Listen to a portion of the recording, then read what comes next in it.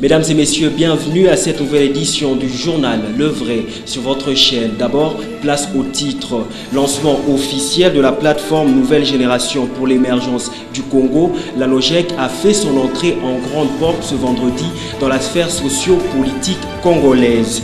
Conférence de Genève ce vendredi sur la situation humanitaire de la RDC, les officiels absents. L'on enregistre plusieurs réactions dans ce journal. Eliezer Tambwe, surnommé Mwana Yakolo Lupangu, a quitté les portes de la prison de Makala. Vous suivrez comment ce confrère a été reçu par les siens à sa libération. Qu'en est-il de la question de la nationalité de Moïse Katumbi au niveau judiciaire? Maître Serge, avocat au barreau de Kinshasa Matete, répond au micro du Vrai Journal. Mesdames et messieurs, bienvenue à tous.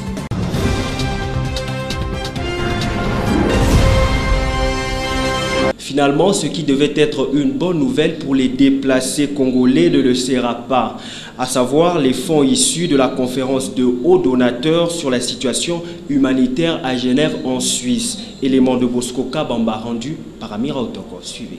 Absent aux assises de Genève sur les sorts des déplacés internes et externes et congolais, le gouvernement congolais va-t-il subir des résolutions adoptées lors de la conférence des hauts donateurs par différents partenaires en vertu des contraintes liées aux droits humanitaires? Sur les 1,7 milliard de dollars pour répondre à la crise humanitaire du pays, près de 30 millions de dollars ont été récoltés jusque-là.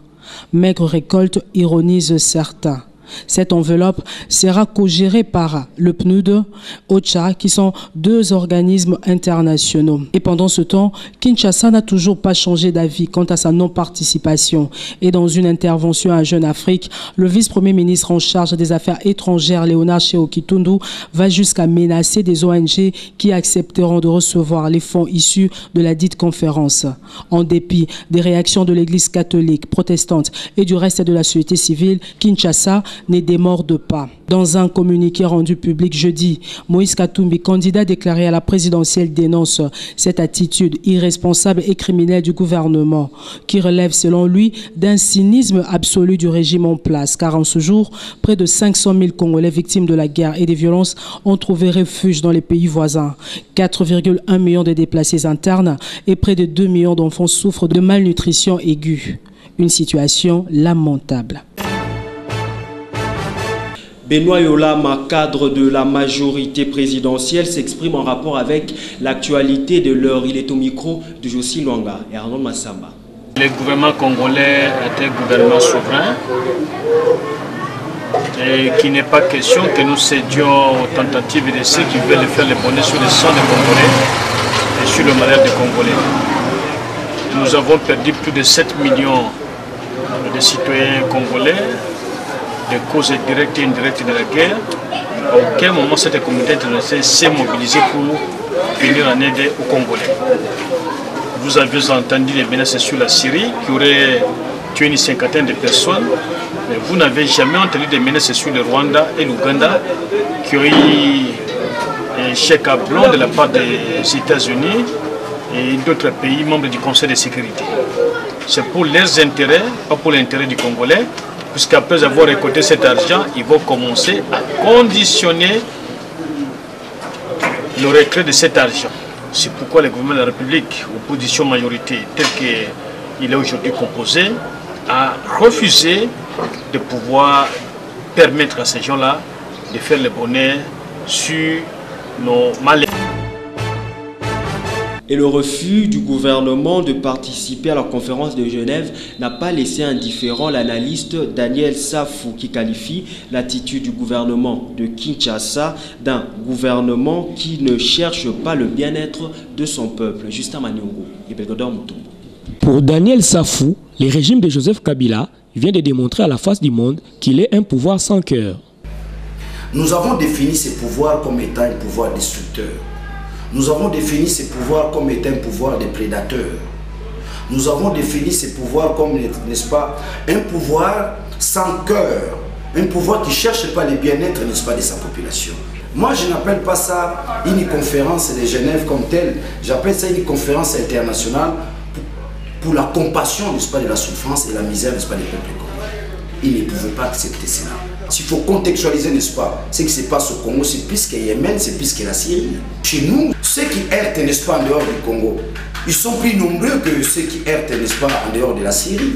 Ceux qui meurent aujourd'hui au Congo, ce sont ceux-là qui manquent de quoi mettre sous la dent. C'est plus encore. La Syrie, il y a la guerre, mais ils trouvent de quoi mettre, n'est-ce pas, dans la bouche.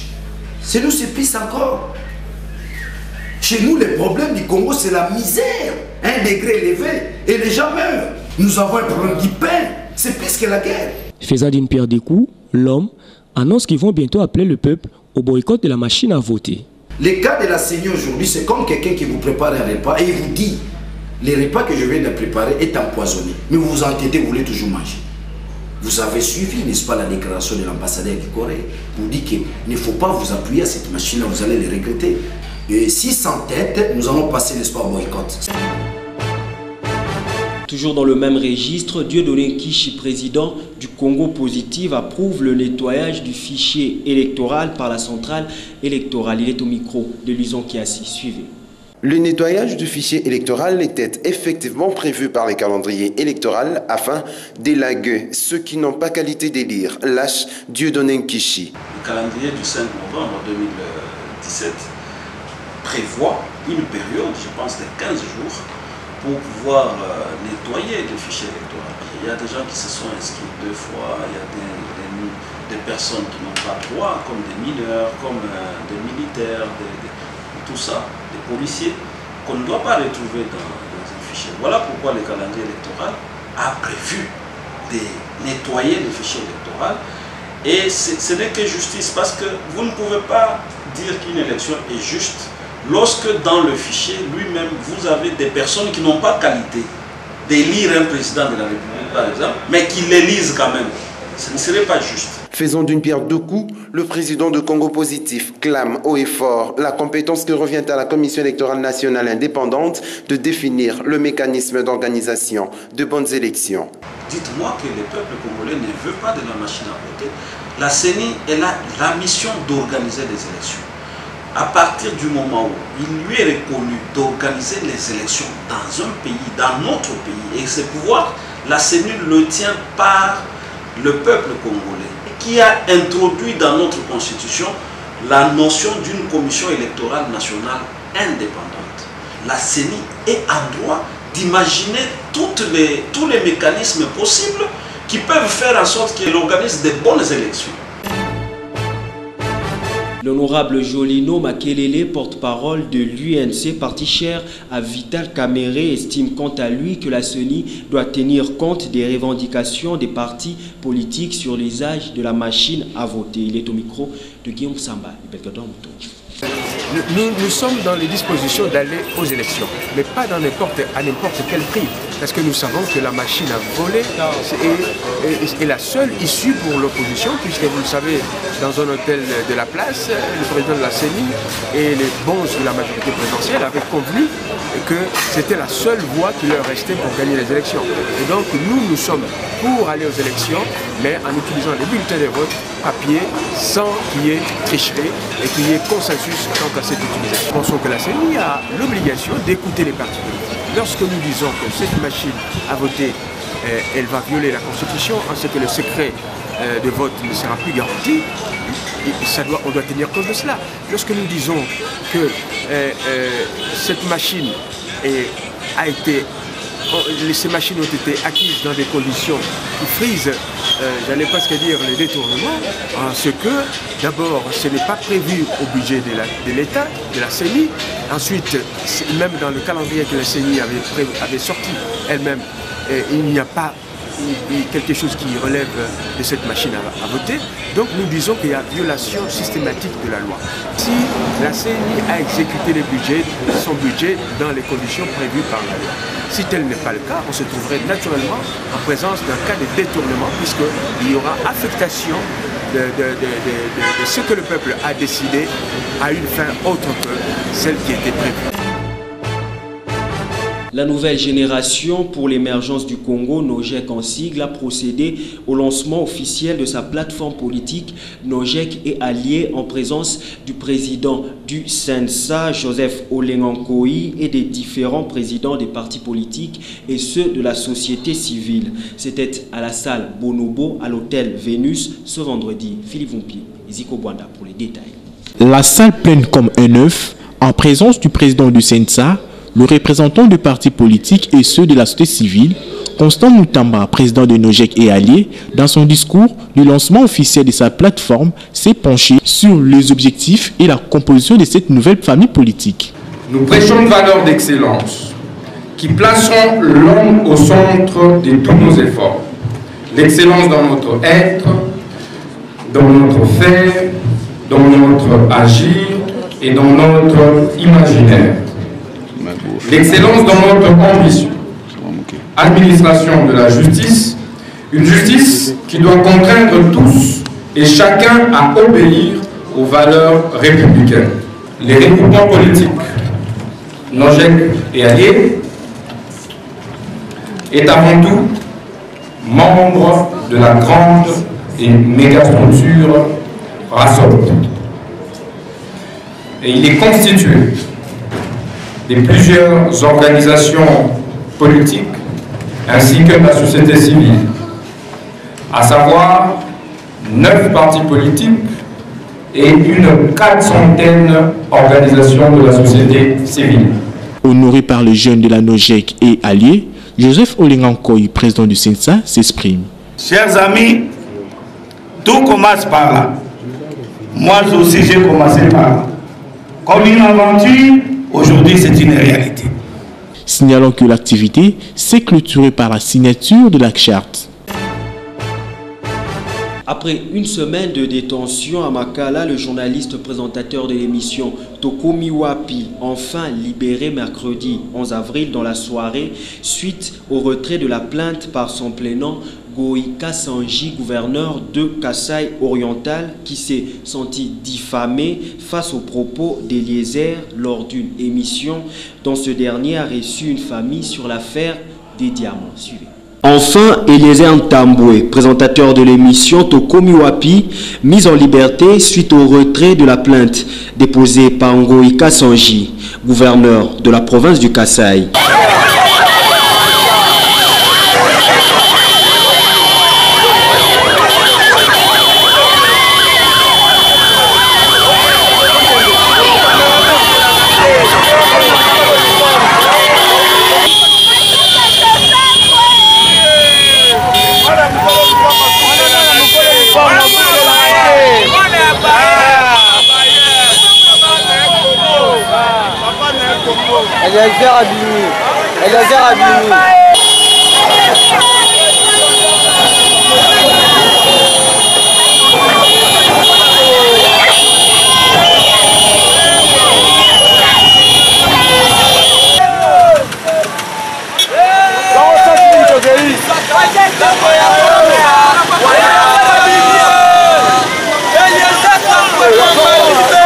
Nous avons remarqué la présence des journalistes et citoyens congolais venus très nombreux l'accueillir à la sortie de la prison de Makala pour lui témoigner leur soutien. L'ambiance était à son comble dans la soirée de mercredi.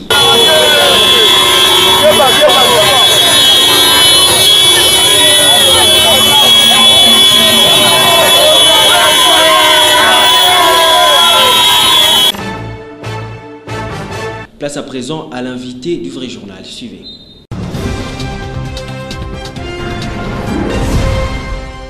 Maître Serge Okanga, bonjour. Bonjour, bonjour. Merci pour votre disponibilité parce qu'on avait informé aux téléspectateurs qu'après le premier dossier, nous reviendrons avec vous pour un autre élément important qui défraie la chronique, la question de nationalité. Maître, dites-nous, que dit la loi en rapport avec la nationalité? Qui est congolais, qui ne l'est pas? Oui, merci beaucoup. Je commence d'abord par définir la nationalité selon le droit ou la sociologie ou que dirais-je la politique. La nationalité est définie comme étant un lien juridique qui rattache une personne à un État, ou encore comme l'appartenance juridique et politique d'une personne à la population qui constitue un État. De par cela, vous comprenez déjà que nous parlons de juridique, un lien de rattachement d'une personne vers son État, que moi j'appelle l'attachement à sa patrie. C'est ça. Mais chaque pays organise sa nationalité, sa façon de l'acquérir, de la perdre ou encore de la reconquérir, ou l'acquisition de la nationalité. Alors, par rapport à votre question, vous me demandez de savoir par rapport à la nationalité au Congo, en RDC. Cette question, effectivement, est en train un peu de créer des doutes et des problèmes dans dans notre pays, parce que ce n'est pas aujourd'hui. C'est depuis, si je me trompe bien, je ne me trompe pas, depuis la guerre de l'Est, qu'il y a encore maintenant un problème de nationalité, en passant par les accords de Sun City, en passant aussi par l'accord global inclusif, on a tenté toujours de remettre en cause la nationalité ou de la redéfinir. Mais au finish, la constitution congolaise dit la nationalité congolaise est une et exclusive. Et qui est congolais? C'est là que la loi nous a bien défini.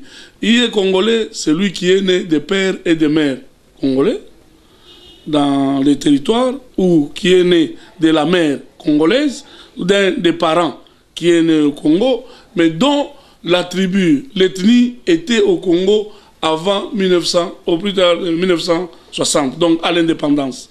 C'est par là que se définit le Congolais d'origine. Mais nous avons évolué en disant qu'il y a aussi les Congolais par naturalisation. Des étrangers qui ont acquis la nationalité congolaise, qui ont rempli des conditions telles que prévues par la loi. Mais la question de la nationalité d'origine a l'importance parce que là-bas, il y a ce que nous appelons les devoirs. Devoirs civiques, devoirs politiques, c'est-à-dire les droits de voter, les droits fiscaux, par rapport à tous ces avantages liés à la nationalité. C'est là que nous sommes en train de dire qui est congolais. C'est par rapport à ces liens-là. Si vous êtes attaché, si vous êtes né d'une mère ou d'un père congolais, si vous êtes né au Congo et qu'après 18 ans, vous avez décidé d'être congolais, vous êtes congolais. Vous êtes né par exemple d'un père étranger, d'une mère étrangère, mais vous êtes né au Congo. Oui. Vous êtes congolais? Ou vous serez congolais de votre choix, parce que là, la loi donne... nous n'appliquions pas avant ce qu'on appelle le ius soli, c'est-à-dire par rapport aux terres. Par rapport à la terre, mais quand la personne qui est née au Congo, on l'a déclaré congolais, il restera congolais jusqu'à sa majorité. S'il décide de changer, il n'est plus congolais. Par rapport au ius sanguin, si tu es né d'un père et d'une mère congolais, mais tu es né à l'étranger, tu es congolais ou pas? Oui. Le lieu de naissance importe peu, c'est le problème. Si vous êtes né, ton père est congolais de sang, et vous l'avez pour des questions de maternité, de conformité, vous êtes né à l'étranger, même si c'est votre mère seulement qui est congolais, vous avez le droit jusqu'à votre majorité de choisir de quelle nationalité vous êtes. Mais d'abord, vous êtes congolais de par le sang. Alors, vous êtes né congolais, d'une mère ou d'un père, d'un parent congolais, vous êtes congolais, mais vous changez de nationalité. Vous prenez par exemple une autre nationalité. Que dit la loi par rapport à ça? C'est là que chaque pays a organisé sa façon de garder, de protéger sa nationalité. Au Congo, l'exclusivité dont on parle, c'est celle qui fait que celui qui prend une autre nationalité, automatiquement, il renonce à la nationalité congolaise. Et quand vous renoncez à la nationalité congolaise, vous avez acquis une autre nationalité. Pour revenir encore congolais, vous devrez encore renoncer à la nationalité à laquelle vous avez acquise. Et il y a toute une procédure en droit, il y a des formulaires à faire, ou des formalités à remplir pour que vous puissiez perdre votre nationalité. Mais, alors, la question importante au Congo, c'est quand est-ce qu'on perd la nationalité par rapport à on a acquis l'autre nationalité. D'abord, la Constitution dit exclusivement. Donc, c'est de fait, d'abord. Le fait pour vous de prendre votre propre volonté, de choisir une autre, ça veut dire qu'automatiquement vous avez renoncé. Si nous découvrons que vous avez une autre nationalité, en principe, vous êtes déchu de la nationalité congolaise. Et les autorités doivent en faire cela. Mais si la personne, il y a beaucoup de gens qui l'ont fait clandestinement, on n'a pas appris, on ne connaît pas. Alors, c'est maintenant là qu'il faut qu'il y ait une déclaration. C'est à lui de nous dire, non, mon choix à moi je suis congolais. Il y en a qui ont fait pour des besoins de la cause, pour se cacher, pour faire ça. C'est vrai que ça a des conséquences en droit, le fait de découvrir, mais par rapport à l'attachement, au lien juridique qui l'attache, il est de sang congolais, il est de sang, la difficulté est là. C'est pourquoi vous avez compris qu'on parle de moratoire. Parce que comment dire à quelqu'un... C'est ça le problème. C'est ça le nœud du problème. Comment dire à quelqu'un que vous n'êtes pas congolais alors qu'il est... Son père est congolais d'origine, sa mère est congolaise d'origine. Comment vous allez lui dire qu'il n'est plus congolais? Comment vous allez lui dire? C'est là. Et la nationalité ne s'acquiert pas par les passeports. Parce que j'ai compris que les gens sont en train de juger les autres par rapport à... Ils ont des passeports étrangers. Parce qu'ils ont des avantages par rapport à ça. Non. La nationalité, c'est par rapport au lien d'attachement. Vous êtes attaché à quoi? À votre nation, à votre pays. Vous êtes congolais. Vous avez le sang d'un des parents qui vit au Congo. Vous êtes congolais. Vous êtes d'une ethnie, d'un regroupement qui est au Congo. Vous êtes congolais. Alors c'est là la question où j'avais aimé une fois, j'avais lu le livre de l'actuel président du Sénat qui parlait que qui est congolais plus que lui, parce que lui il se disait si on devait définir la nationalité, il fallait définir sociologiquement par rapport aux faits sociaux, de dire qui aime son pays. Celui qui aime l'attachement, par rapport à l'amour que tu as du pays. Parler de l'amour de la patrie. Qui aime son pays, c'est celui-là qui est congolais. Parce qu'il y a des gens qui se disent congolais, qui ne font rien pour leur patrie, qui n'investissent pas au pays, qui ne font rien, mais qui sont là en train de détruire. Ça, c'est là si on doit rentrer dans une définition sociologique ou de définition des faits, ce sont des gens qu'il faut même exclure. Il y a des gens qui ont la nationalité congolaise, mais qui sont à la solde d'autres personnes, d'autres individus étrangers. Alors, ils ne travaillent pas pour la nation. Ces gens-là, est-ce qu'ils doivent les qualifier? Donc, c'est tout ce débat-là qu'on a trouvé un mot qui veut dire seulement « retardons les choses, moratoire ». C'était ça la question, moratoire. Juridiquement parlant, quand on parle de moratoire aujourd'hui, donc, du point de vue de la justice, les gens peuvent avoir 2-3 nationalités par rapport au moratoire. Si vous lisez l'exposé des motifs de la Constitution et la loi sur la nationalité telle que modifiée, vous allez voir que quand ils se sont retrouvés à Sun City, on a voulu ne pas exclure les uns et les autres politiquement. C'est là que la notion moratoire est intéressée un peu de s'insérer là-dedans. Parce qu'on a dit, essayons de trouver un consensus, essayons de ne pas exclure les uns et les autres pour quelque motif que ce soit. Alors, entre autres motifs, on a parlé de tous ceux qui avaient la double nationalité, ceux qui se disent que nous avons pris parce qu'on ne pouvait pas être des exilés, on ne pouvait pas rester dans 2 pays étrangers sans avoir les documents. Il y en a. Alors, autour de tout ça, ils ont appelé ça moratoire. C'est juste remettre un peu à plus tard cette question qui divise les gens. Or, la nationalité aussi, si on la traite mal par un pays, ça exclut les gens, ça exclut même les investisseurs. Il y en a qui ont ouvert leur pays, les gens ont double nationalité. Mais tant que notre loi et la constitution qu'eux-mêmes ont choisie ne l'a pas changée, ça veut dire qu'il y a beaucoup de gens qui se sont auto-exclus de la nationalité. Eux-mêmes se sont auto-exclus de la nationalité, mais ils s'accrochent, ils jouissent des fonctions. Parce que le problème aussi de la nationalité congolaise, c'est que si vous êtes Congolais d'origine, il y a certaines fonctions qui sont réservées aux Congolais. Alors, vous... À un certain niveau. Oui, à un certain niveau. Vous avez choisi d'avoir double nationalité. Faites d'autres fonctions qui sont réservées aux étrangers, comme vous. Vous avez la petite naturalisation. Vous ne pouvez pas être commandant de l'armée. Vous avez choisi la petite naturalisation. Vous ne pouvez pas être Premier ministre. Vous ne pouvez pas jouer les fonctions de souveraineté où il faut un Congolais d'origine. Vous ne pouvez pas être président de la République, vous avez 2 nationalités. Donc, ce sont ces choses-là. Mais soyez ministre de tel, soyez expert en tel, parce que vous avez choisi 2 nationalités. Il n'y aura pas de discussion. C'est quand tout autour des fonctions de souveraineté, des positions où nous devons donner la position par un Congolais d'origine, celui qui a le sang congolais, celui qui se sent congolais attaché à son pays, c'est là où il y a la question. Et maintenant, les questions brûlent, c'est autour de l'élection.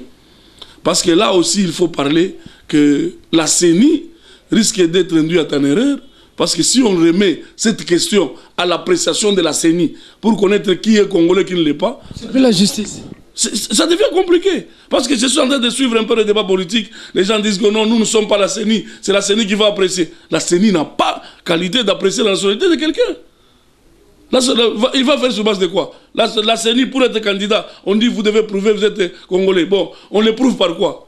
Il y en a qui ont déjà les certificats de nationalité. Vous allez les prouver. Il y en a qui ont déjà, ce que nous appelons les droits acquis. Ils ont déjà acquis cela par le fait qu'ils ont exercé tel. Aujourd'hui... Qui ont été gouverneurs, qui ont été députés, qui ont été... Non, pour moi, je suis juge, je vais vous dire, nul ne peut se prévaloir de sa propre turpitude. Parce que nous avons laissé, nous avons présenté comme état des Congolais. Il y a des choses qu'il ne faut pas mettre à la chose publique. Il y a des choses qu'il ne faut pas mettre à la place publique, des débats comme celui-là, parce que ce sont des débats qui, aujourd'hui, les mêmes personnes qui ont reconnu à tel la nationalité, les mêmes personnes commencent à nier. Alors, moi je pense qu'on doit faire un débat de grands. Essayons de voir comment couvrir tout le monde. Parce que si on veut voir cette histoire comme... Une fois j'avais suivi le vice-premier ministre, en son temps il était député. Vice-premier ministre, je ne sais pas, il est des travaux publics et transports. José Makila. Ouais. Il avait dit qu'il avait un grand dossier. C'était une boîte à Pandore. S'il ouvrait cela, il a presque tout le monde était étranger. Alors, vous voyez que ce sont des questions qui brûlent. Ça divise tout le monde. Qu'est-ce qu'il faut faire? Réunissez alors même une petite assemblée constituante qui peut analyser ces choses rapidement pour éviter d'exclure les uns et les autres, alors que vous-même, vous vous trouvez dans les mêmes situations, dans les mêmes conditions, mais vous voulez exclure les autres. Ça devient compliqué. Dernière question. On vous poursuit pour faux usage de faux. Disons que vous avez eu 2 nationalités. Vous vous dites que non, il y a le moratoire, ça me permet. Qui a tort, qui a raison? On termine par là. Alors, d'abord, l'usage des faux, c'est là où il y a le problème. Est-ce que celui qui détient 2 passeports, il a fait le faux? Il a usé de quoi? Alors, le faux est défini comme étant l'altération de la vérité dans un écrit.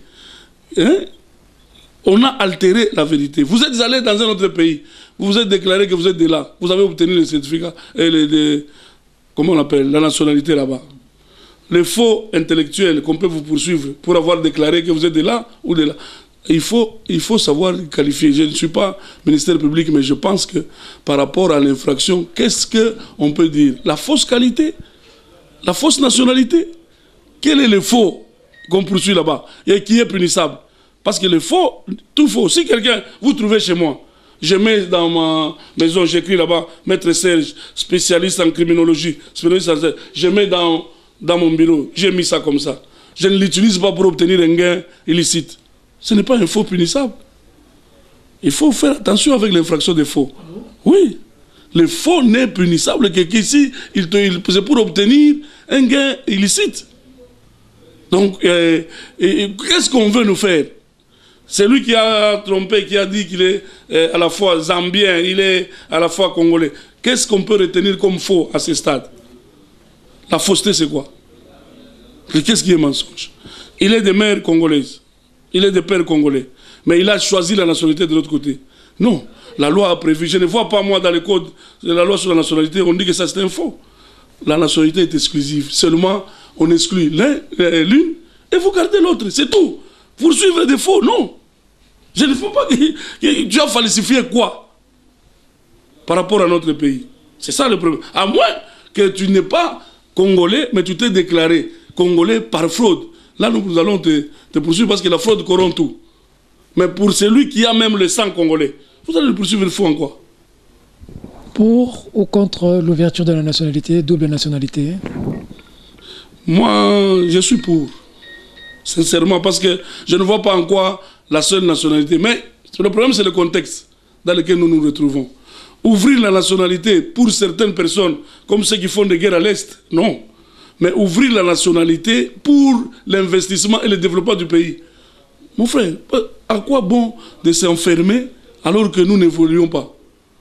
Mais ne l'ouvrons pas pour favoriser une partie de la population qui veut déjà depuis longtemps faire par force.